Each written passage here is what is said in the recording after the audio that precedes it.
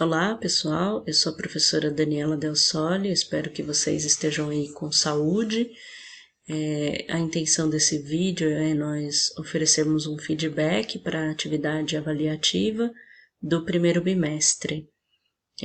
A intenção é que seja um feedback coletivo, né? Nós tivemos 68 participantes no Google Sala de Aula e a gente sabe que a gente está vivendo um grande desafio, que é aprender com professores e estudantes estando distantes fisicamente, né? Na imagem aí nós vemos o quanto está difícil para alguns estudantes, né? De se organizar, de conseguir ter um local arejado, claro, apropriado, né? Para poder estudar. E eu queria aproveitar esse momento para reforçar a importância da disciplina, de que você construa a sua própria rotina, e de que você consiga avisar os seus familiares quando você for assistir a aula do centro de mídias, quando você estiver conectado para realizar alguma tarefa lá do Google Sala de Aula, de modo a que isso te ajude na sua organização. Nós tivemos as habilidades do bimestre, desenvolver o espírito crítico e a capacidade de observação da sociedade, distinguir o conhecimento de senso comum do conhecimento científico, estabelecer uma reflexão crítica sobre a formalização dos direitos da cidadania e as suas possibilidades de efetivação, ler, interpretar e analisar trechos do Estatuto da Criança e do Adolescente, do Código de Defesa do Consumidor e do Estatuto do Idoso, desenvolver uma compreensão inicial sobre a relação entre a formação do Estado brasileiro e a Constituição dos Direitos Civis, Políticos, Sociais e Humanos no Brasil, compreender de que maneiras a cidadania está formalmente concebida na Constituição Brasileira de 1988, Constituição Cidadã.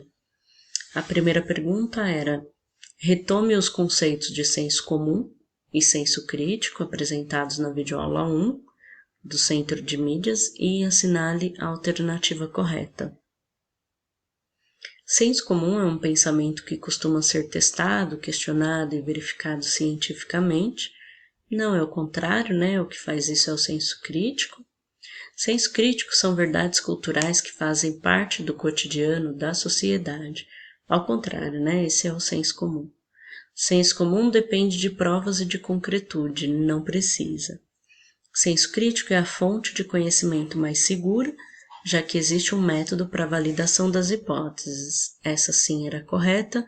Tivemos 56,3% de respostas corretas. Nessa próxima pergunta, eu pedia para que vocês observassem essa imagem do senso comum, né, com as suas características: crença, cotidiano, tradição, espontaneidade, acriticismo, repetição. O senso comum está interligado ao modo de pensar da maioria das pessoas, com base nas suas experiências do dia a dia. Ele também é associado a um conhecimento que não é aprofundado, que é imediatista, né, e que costuma ser aceito pela maioria das pessoas sem nenhum tipo de questionamento. A próxima pergunta era para vocês observarem essa imagem, que já trazia em si algo importante sobre a metodologia científica, que parte de observações, depois a criação de um problema, a construção de hipóteses, que nada mais são do que possibilidades para que aquele problema seja investigado, né? Experimentação, análise dos resultados e a conclusão. Na próxima pergunta, eu pedia para que vocês falassem exemplos de pesquisa quantitativa e qualitativa. A quantitativa é muito comum quando a gente vê aquelas pesquisas de intenção de voto, né? Ou do censo, que é feito pelo IBGE.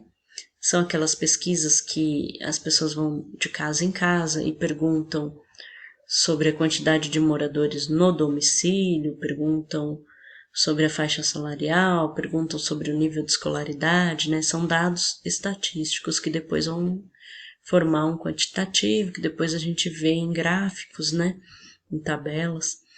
E a pesquisa qualitativa, ela já é bem diferente, porque envolve entrevistas, portanto um tempo um pouco mais duradouro de se fazer, né, estudos de caso específicos, opiniões de especialistas, grupos focais para discutirem determinado tema, e aí o pesquisador fica numa condição muito mais de observador, né.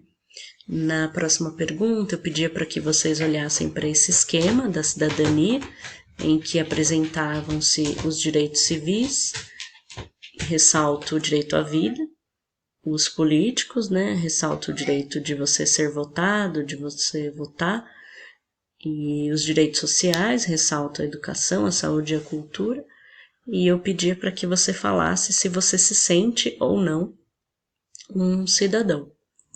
Era, portanto, uma pergunta pessoal, né? A próxima pergunta, era para que você observasse as informações sobre como se deu a formação da cidadania no Brasil. Era um quadro histórico, né, contando período a período, e algumas das respostas trouxeram o que nós vamos dar uma lidinha aqui, que é o desenvolvimento dos direitos civis, políticos, econômicos e sociais no Brasil, seguiu um processo diferente do de outros países. Na França do século XVIII, discutiam-se os direitos à vida, liberdade, igualdade e participação na vida pública, enquanto no Brasil, a escravidão era questionada por poucos, e os direitos civis e políticos eram privilégio apenas daqueles que tinham riquezas e propriedades. O povo brasileiro nem sempre teve os direitos que hoje são garantidos na Constituição. Ao longo do Brasil colônia, os povos indígenas foram quase exterminados pelos conquistadores. Na sociedade da colônia e do império, os negros não eram livres, eles eram propriedades de outra pessoa, eram escravos. As mulheres só podiam participar da vida doméstica. Nos primeiros tempos da República Brasileira, a participação política da população praticamente não se alterou. O voto, por exemplo, era um direito somente de homens alfabetizados e maiores de 21 anos. Como a maioria da população era analfabeta, não podia participar efetivamente da escolha dos governantes, foi somente com a Constituição de 34 que homens e mulheres com mais de 18 anos tiveram o direito ao voto. Durante o período de 37 e 45, o governo Getúlio Vargas impõe ao povo brasileiro uma Constituição que impedia as pessoas de se expressarem livremente, sobretudo se fossem contrárias ao governo, e proibia manifestações públicas.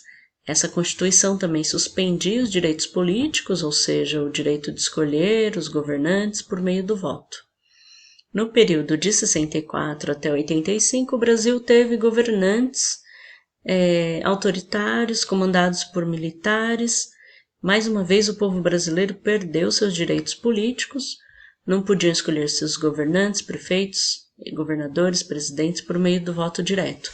Não podiam candidatar-se contra o governo e aqueles que apresentassem críticas sofriam perseguição. Bom, eu coletei aqui algumas respostas de alguns dos nossos estudantes, né, que colocaram isso nessa questão, e se vocês abordaram alguns desses aspectos, pensem que estava correta, portanto, sua resposta, tá? E por último, eu pedia para você deixar um recado, né, e contar como é que tem sido estudar nesse momento, utilizando o centro de mídias, né, e se a sua dúvida foi atendida, e pedia para você deixar um recado. Eu vou ler aqui as respostas, sem identificar quem respondeu o quê, né, mas elas são bem variadas e é bem interessante a gente dar uma olhada. Péssimo estudar desse jeito, mas não temos para onde correr, né? Por enquanto é o único método. Obrigada pela dedicação e tentar nos ajudar nesse período, professor. Espero que você e sua família estejam bem. Tem sido bom. Está sendo muito difícil o EAD, pois nós alunos não éramos acostumados. Gosto das aulas do centro de mídias, os professores explicam bem. Porém, é muito pouco tempo para eles explicarem e também não podemos tirar nossas dúvidas na hora da aula. Estudar pelo CMSP é a mesma coisa que na escola, mas não é a mesma coisa que na escola, mas estou me adaptando. É uma loucura, tentando dar o meu melhor. É horrível estudar em casa, você não consegue entender bem, para aprender é difícil ter acesso à internet, não é tão fácil para todos. Tem sido horrível, as aulas do centro de mídias são péssimas, não consigo entender nada. Já desisti de assistir e estou estudando por videoaulas de outros professores do YouTube. Tem sido bom. Para mim tem sido ótimo. É muito ruim estudar de casa, a gente fica muito perdido e muitas vezes não sabe o que fazer ou como entregar a atividade. Prefiro buscar as atividades na escola, fazer em casa e entregar. No centro de mídias está tudo ok. As minhas dúvidas foram sim atendidas, muito obrigado. Não é fácil, mas também não é difícil. Existe um meio termo entre tudo isso, mas com esforço e dedicação, vamos melhorando a cada dia. Até agora está sendo tranquilo para mim, estou conseguindo fazer as atividades e acessar as aulas. Eu, particularmente, não gosto muito. Estou conseguindo acompanhar, não tenho dúvidas. Estudar em casa não está sendo muito bom, mas em relação ao acesso no centro de mídias está de boa. Bom, essas foram as respostas. Eu agradeço a vocês por assistirem a esse vídeo e qualquer dúvida vocês sabem que podem contar comigo em qualquer horário, né? E a qualquer tempo, tá bom? Bons estudos, grande abraço, Dani Del Sole.